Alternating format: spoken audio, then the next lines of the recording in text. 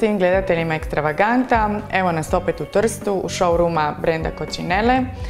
Dobrodošli u Karla Kutak. Helena, dobrodošla i ti u Karla Kutak, to je naša agentica. Dobar dan.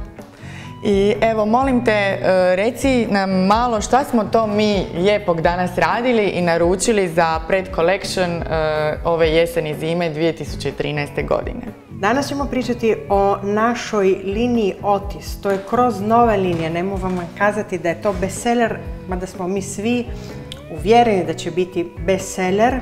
Pričat ćemo o prvom modelu koji je dizajnerski. Mislim da se radi o prekrasnom modelu. Torbica će biti sigurno uspjeh jer je napravljena za ženu koja vozi auto. Pogledajte ovdje, da li ti kad tražiš ključeve? Ja mislim da nije napravljena samo za ženu koja vozi auto, nego ženu koja nosi ključeve od kuće, jer ja ih uvijek tražim.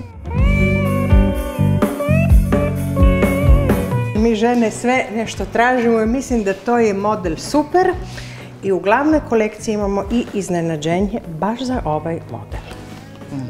To smijemo kazati? Ovo je ekskluzivna informacija, najava. Najava. Boje. Crna uvijek. I onda boja cigle. Ja obožavam ovu boju. To je topla boja. Prekrasna i da priznam, kupila sam si zbog emisije i ruž da ide fino sa tom torbicom. Šta misliš?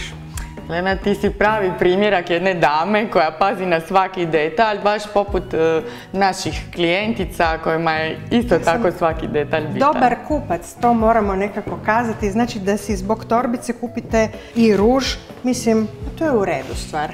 Sad ćemo kazati o tvojoj boji nešto, znači to je vinkina boja. Znači to ne bi mogli kazati ni da je bež, ne antiko roza, nego je boja krasna, neutralna, fina, jako fina za početak sezone pa i za zimu. Znači to ćeš ti fino pokazati. Torbicu. Da, oprosti što sam te sada prekinula, ali htjela sam samo kad si spomenula boju, da sam uvijek oduševljena nazivima, pogotovo talijanskim boja.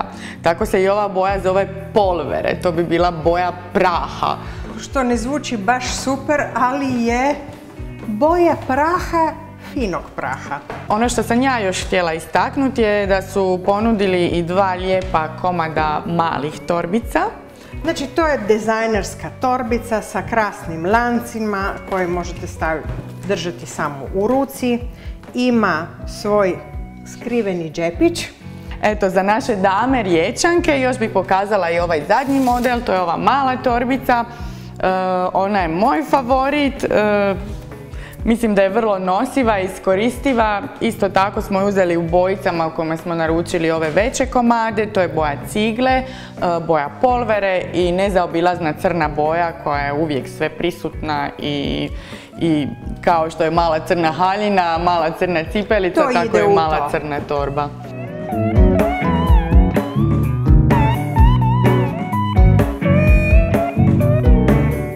Dragi gledatelji, to bi bilo sve od nas. Lijepi pozdrav svima iz Trsta. Helena, hvala ti što si još jednom bila naša gošća.